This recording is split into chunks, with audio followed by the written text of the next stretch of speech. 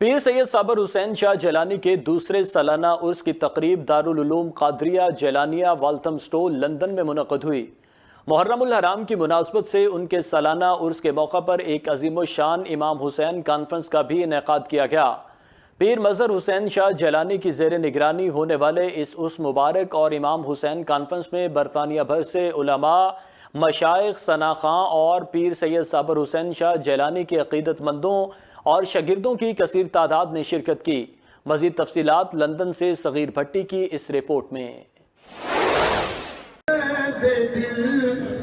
میرا غم گسار چلا۔ پیر سید صابر حسین شاہ جیلانی کے دوسرے سالانہ عرس مبارک کی تقریب دارالعلوم قادریہ جیلانیہ والتھم اسٹور لندن میں منعقد ہوئی۔ عرس کی صدارت پیر سید صابر حسین شاہ جیلانی کے صاحبزادے حضرت پیر مظہر حسین شاہ جیلانی نے کی۔ محرم الحرام کی مناسبت سے ان کے سالانہ عرس کے موقع پر ایک عظیم الشان امام حسین کانفرنس کا بھی انعقاد کیا گیا۔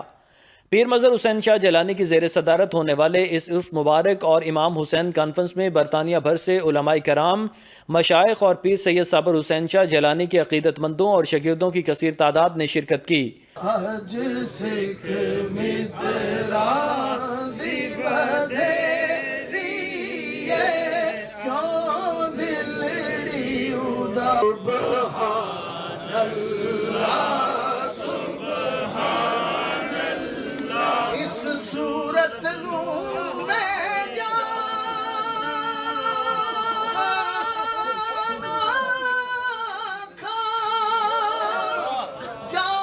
کھا کے جان جہان آکھا، سچ آکھا تیرا بدی میں شان آکھا، جس شان تو شان سب بڑھیا۔ مفکر اسلام پیر سید عبدالقادر گیلانی نے پاکستان سے خصوصی ویڈیو لنک کے ذریعے اس کانفرنس اور عرس مبارک میں لائیو خطاب بھی کیا۔